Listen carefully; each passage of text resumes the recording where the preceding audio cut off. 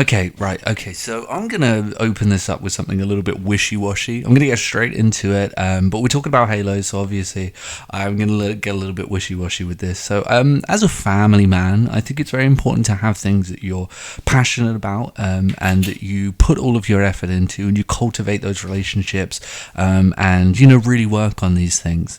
But I also think that it's important to have outside things to be excited about too, and unconventional things that you're not expected to necessarily cultivate, but that you find and you become passionate about, and whether that's like fixing cars or movies or art.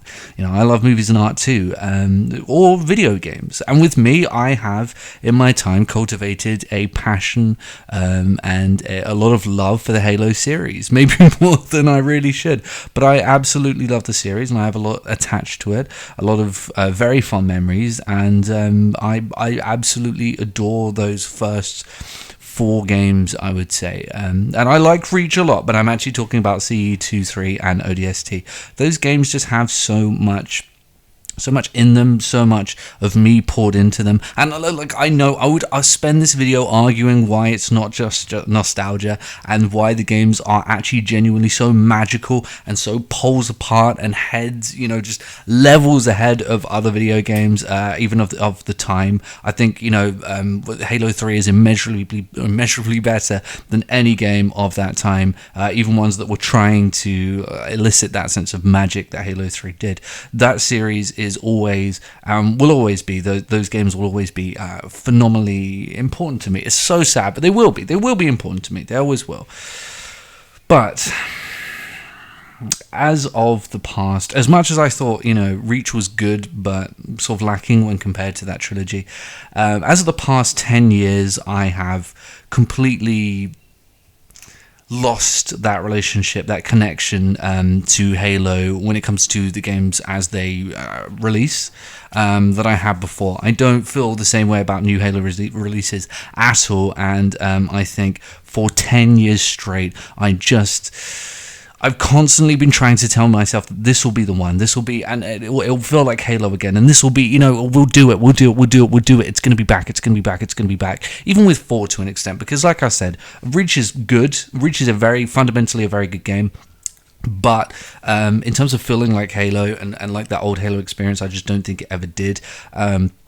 So with 4, I was like, oh yeah, we're going to be back on the wagon. With 5, with Infinite, all of these games, I keep telling myself that it's going to be good again, and it never is. And I'm going to try not to get annoyed, but I think you know what's coming. I'm going to look at the roadmap for Halo Infinite, and this covers one season coming soon, and an update that would have been season 2, but it's in the roadmap. But I am just tired. I'm done. I'm sick to death of 343, and we're going to take a look at this, but yeah, not good. All right, let's take a look. Here's the tweet, here's the roadmap, here's what 343 have to offer. This is one of those pictures where you look at it and you say it's one of those ones where it's like, the more you look at it, the more you stare at it, the more crazy stuff you notice, and for me it was like, wait, what? The bandits coming next year? What are you talking about? Wait, what? Why is there Match XP beta? Why would you need a beta for Match XP? What's good? Wait, Season 3 isn't coming till March the 7th? It's just an escalating series of things that are like, whoa, what the fuck? It's one of those pictures. I'm going to try to not get too irate and too shouty, but it may be a bit of a fool's errand because this is such a middle finger to the Halo fans. I can't even explain it to you. This really solidifies a feeling that I have that 343 don't want to make Halo games. They really do not want to make Halo games, and I think this is evident here. So Forge beta. Now, a lot of people are saying that, oh, hey, look, I know it's disappointing, but there is good. There is some good here. Check it out. We're getting Forge. How awesome is that? We're getting Forge. Forge is a base, I'm going to get into this more later, Forge is a base level thing. I'm not excited about a beta for something that should have launched with the game. Now, granted, don't get me wrong, I've seen some of the creations they've made in Forge, and they are fucking incredible. Absolutely amazing stuff. But here's another thing. 343.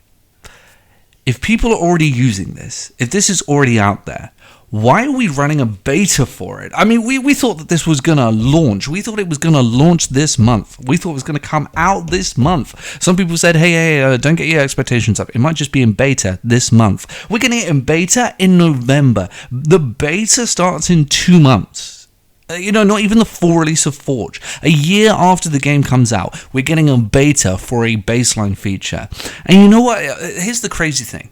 People have been playing this for about a month. People have been using Forge for about a month. And if I remember rightly, people were actually using it before it actually kind of blew up. And that sort of ghetto method of downloading it on PC blew up. I'm pretty sure people were playing it before then. So if people are fully playing Forge and playing around with Forge, then why not fucking release it? Why not just chuck it out? Why not just throw it out onto console as well and put it onto PC as an official launch rather than this weird, messed up way of downloading it? Because A, then you won't get people, fucking around with the game so they can actually play Forge. And then B, you'll just have it on there and you'll have something for people to be excited about. Because clearly it might not be done, it might not be fully done, but here's the thing. It's done enough for people to be using it and playing around with it and creating incredible things. A guy has remade Andy's room in Toy Story, completely remade it in Forge already, and it's not even done. But if it's not done, then work on it while we have it. Clearly we have a version where you can make Andy's fucking room from Toy Story right now, and you still haven't pushed it out. Just give it to us and explain to us, or give it to us in beta now, because you can play it now. Give it to us and explain to us, hey, this is going to get better with time, but right now it might be a little bit dodgy. And campaign co-op coming in November. Didn't this go into beta 2 months ago? Was it I'm pretty sure it was 2 months ago. I think it was July. I think it was early July. This went into beta 2 months ago. And now we're finally getting it, maybe on November 8th. Because you have to remember, look at this, subject to change. So something that went into beta 2 months ago from now is going to be releasing 2 months from now. That will be a 4-month gap between beta and the full release of a single feature that was in every other Halo game prior to this. A single feature. 4 months between beta and release. Can you believe that? The beta for Modern Warfare 2 is going to be releasing late September, and then the game is going to be releasing early November. The gap for that is like a quarter of the gap of a feature in Halo Infinite being brought over to the game, the one that should have been there in the first place. And yes, by the way, yes, I know they've cut split screen. They've got rid of split screen co-op in Halo Infinite. That is a huge middle finger. And I know the excuse is, well, look, honestly, people didn't really play it, and it's a niche thing, and they had to get rid of it in order to work on the game. For Christ's sakes, 343, you're so unable to make this game that you have to cut out features in order to actually deliver the game. Split screen co-op. And let me tell you something. You may think that absolutely no one is going to do split screen co-op. I have a daughter sleeping upstairs right now, which is one of the reasons I don't want to shout. I would love to play split screen co-op in this game with her. I think it will be a great introduction to the world of Halo.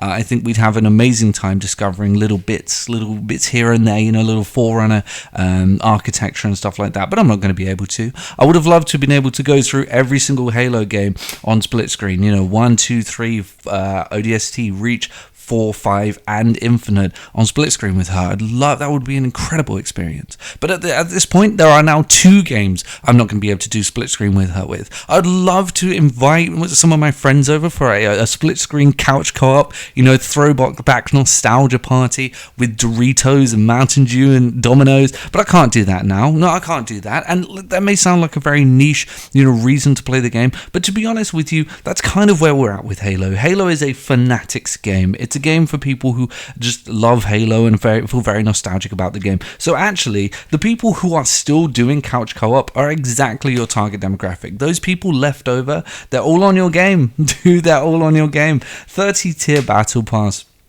That is supposed to tie us over from...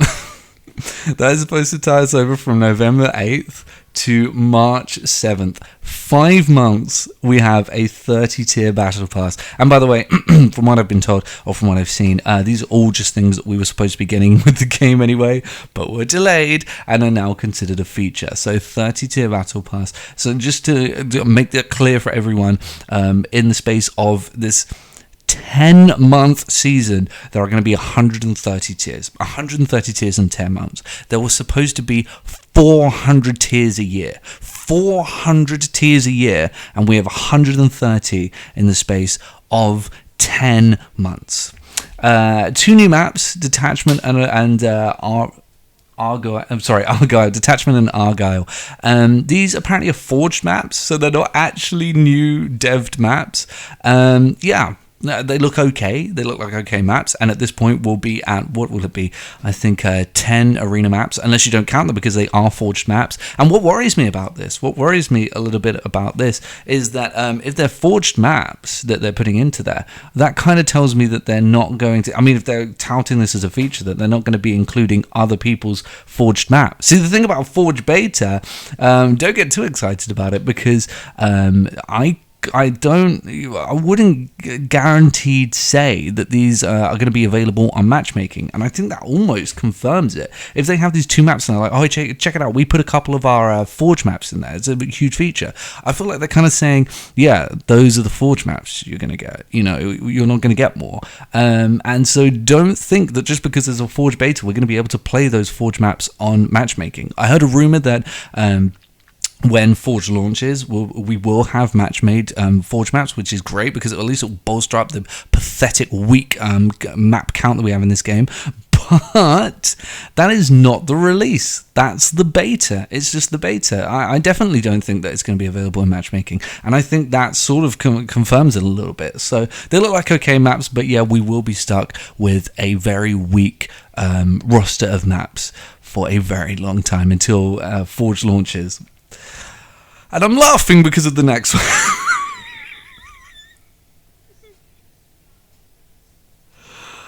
Wow. Okay. The next one is, I just want to remind everyone, it's 2022. This game will have been out for a year. And that says Match XP Beta. Match XP Beta. They don't have a progression system ready yet, and we have to test this. We have to test the Match XP. And by the way, that doesn't say progression system, that just says Match XP, so that could just be getting XP at the end of the game is in beta. Oh my god. Oh my god, there are indie games out there. There's Splitgate. There's all of these like bedroom indie games out there that have progression systems, but you need to run a fucking. This is a joke. This is a joke. This has got to be a joke. This has got to be a joke. This is the most insane part of it. The most insane dubstep to me is Match XP Beta. They are running a beta for. Oh my god. And by the way, this sort of confirms that the engine problems that they whine about all the time aren't the only issues, because that would have nothing to do with the engine. It's to do with just numbers, data, facts and figures, which they already have. So I have no idea why this will be running beta. They've done this several times over. There was a ranking system in 4, 5, MCC, Wars 2. So why does it have to be put in beta? They've done this. They've done this countless times. Could you imagine if this was a Call of fucking... Gonna stay calm. A new game type, Covert One Flag. Apparently that's just like, one team gets weapons, the other team is just one flag. And there's a couple of events. No one cares about the events at this point. I don't care about the events. You don't care about the events. They're lame. It's just an excuse to give people a little bit of just armor. And there's some game types and that's it. Quality of life improvements. The fact that they're having to put this on a fucking roadmap is absolutely insane to me. It's already not a very full roadmap, considering this is like over half a year worth of content. 8 months worth of content, and that's it. This wouldn't even cut it as 3 months for Call of Duty. And the fact that they're having to put quality of life improvements on a fucking roadmap is ridiculous, but it gets worse than that. But anyway, new maps. The first bit of okay news, because these are genuine new maps. One of them, it says arena and big team battle. I'm assuming there's an arena map and a big team battle map. That does of course mean though that from the length of 2 seasons to the length, I keep pointing at the screen, from the length of so that's the length of a season and a half to June. So from November to June, we will have only actually received 3 new arena maps and 1 big team battle map. But at that point, by the time that's there, we might actually be at what I would have expected the base game to be at. I think that's around about 16 maps, which is what Vanguard launched with. Fucking launched with. And both the maps look okay. This, I swear, was actually a map already in Reach. They're both UNSC map bases. I'm a bit bored of that, a bit tired of that, but it is what it is. They look okay. The Bandit is coming a year and a half in. I'm going to talk about this later. It's fully functional. It's already working, but that's something I want to talk about. I can't believe the weapon that people are currently using is... Okay, shroud screen. Apparently it's like a smoke screen. It's kind of cool that we're getting new equipment. I didn't expect that when the game launched, but okay. It's new equipment and a new battle pass. Again, they're having to put this on the roadmap. Of course there's a new battle pass. Why wouldn't there be a new battle pass? Why wouldn't there? I mean, the fact that that's taking up that slot is absolutely ridiculous. Custom game browser. Admittedly, the game didn't need this. And the fact that they're going to include it, I think, is actually pretty cool. And that's the only thing where I will concede and go, yeah, it's a feature. I will say I think it would be a lot better if it launched with Forge, because at the moment, the only way to get into someone's Forge game is that they're like, hey, party up, let's do it. That's how it used to be anyway, so I'm not too fussed. In-game reporting. Do you remember when I said it gets worse than quality of life improvements? In-game reporting is being put on as a feature in a roadmap. This is where we're at with this game. Wow. 343, wow.